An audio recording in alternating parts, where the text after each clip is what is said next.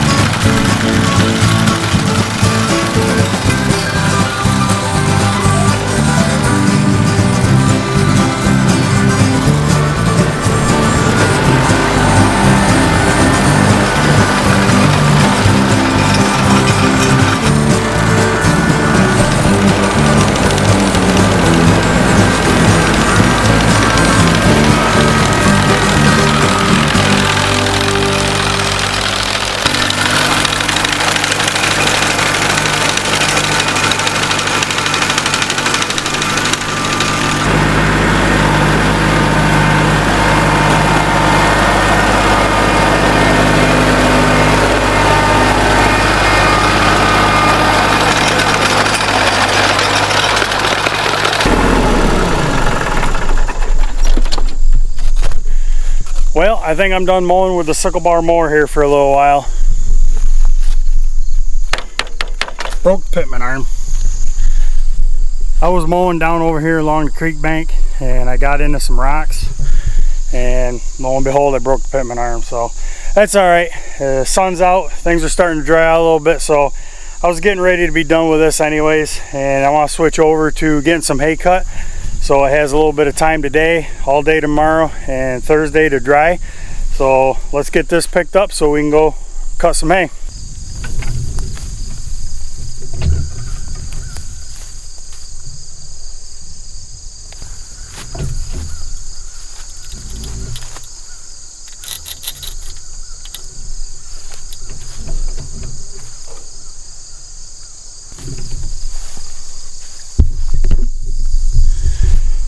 This sickle bar mower needs a little bit of attention. It's got some broken rock guards, and quite honestly, there's more broken now since I started. It had just these two, but now there's a couple more broken missing.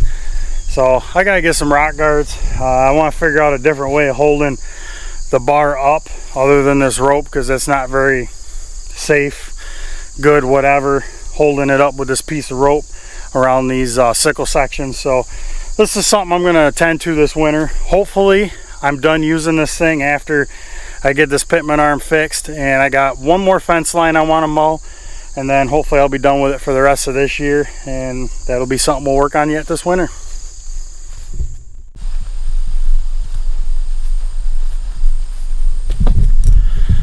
So yesterday, in preparation for cutting hay today, I brought our Farmall 460 gas tractor and our New Holland 469 haybine.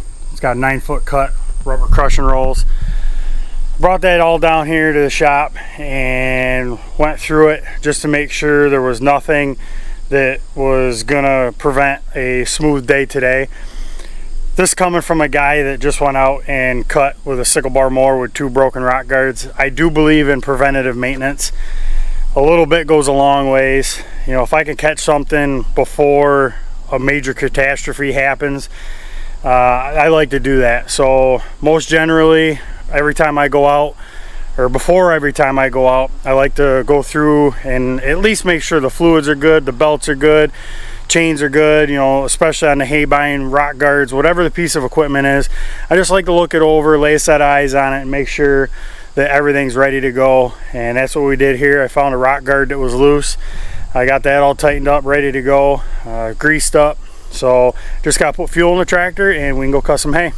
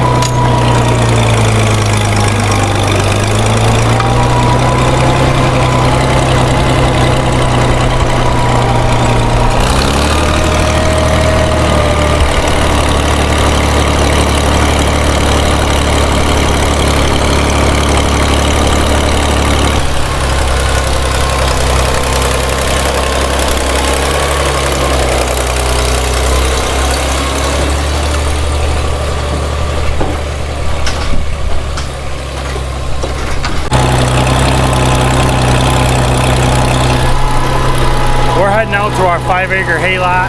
We did some first cutting out here the last time around. I'm not going to cut this whole field. I have plans on doing some green chop out of this field, so we're just going to cut a little bit out of the center, and then we're going to head over to the neighbors on the next road over to cut inside her horse pasture arena. I did some first cutting over there as well. So that's all we really got planned for today as far as cutting hay, and that's really all we got ready. So we're going to see what we can get done.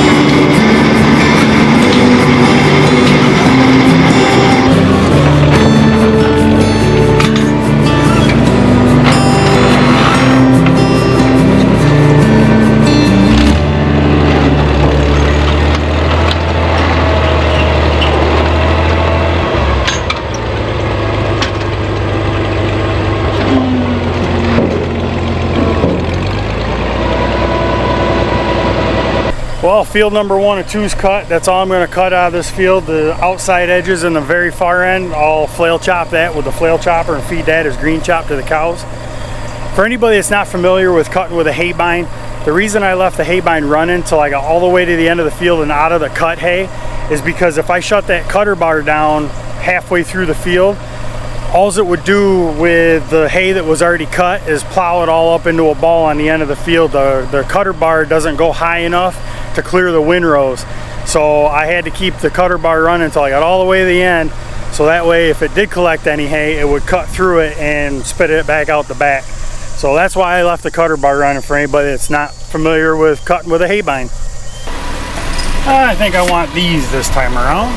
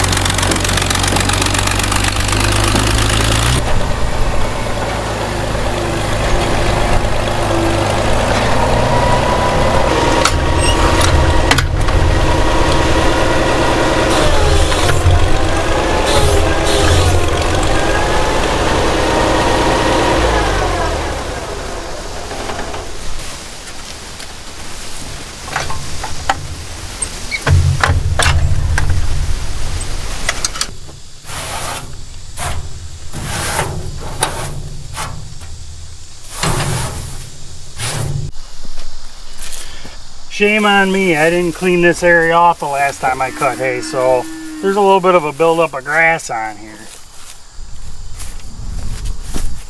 I guess I must have been just a little bit busy.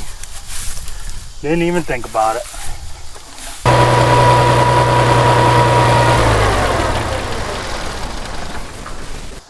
Well, unlike our sickle bar mower here, the 469 haybine held together great. Everything worked good. We got all our hay on the ground that we wanted to get on the ground. So that's a good start to the second cut in hay. Tomorrow we'll get it ted out so it can dry, and then the following day we'll rake it and bale it and get some small squares made, and we'll officially be off and running with second cut in hay. This sickle bar mower here is a new idea, model 40. It's got a 6-foot cutter bar on it. I gotta see if I can find some rock guards for it. They got a single bolt mount, so I can't say as I've seen those in any of the parts stores off the top of my head that we have here locally, so I'll have to look online and see if I can find some. But other than that, it's been a really good machine. I got it from a guy that I know, I don't know, 4 or 5 years back, and I haven't had to do anything to it other than build a couple pitman arms for it. I have broke a couple of them. It came to me with one broke, so I had to make one for it, and then I broke in one since, so this is the second one I broke. So I'll have to look upstairs and see if I have any left. If not, I'll have to make some more. Ideally, I've been contemplating converting this thing over to 3-point hitch. It doesn't work so well on this tractor. The PTO shaft is a little on the short side, so if you get this thing out of level, you know, downhill with the tail wheel, then the PTO shaft will separate and fling around, and it's not a good situation. So yeah, I could get a longer PTO shaft, but I just as soon do away with the tail wheel, convert it to 3-point, then it's fixed to the tractor. I know it's not designed that way. It was designed to bolt right to a drawbar, but you know, I'm gonna make it functional for me, and it's only gonna get used on this tractor. So that's something I think I have in the works for this winter. Needs a little TLC, so we'll get her done. So I hope you enjoyed the video. If you did, give it a thumbs up. If you like our channel, as always, we ask you to subscribe. We hope you have a great rest of your day. We'll see you next time.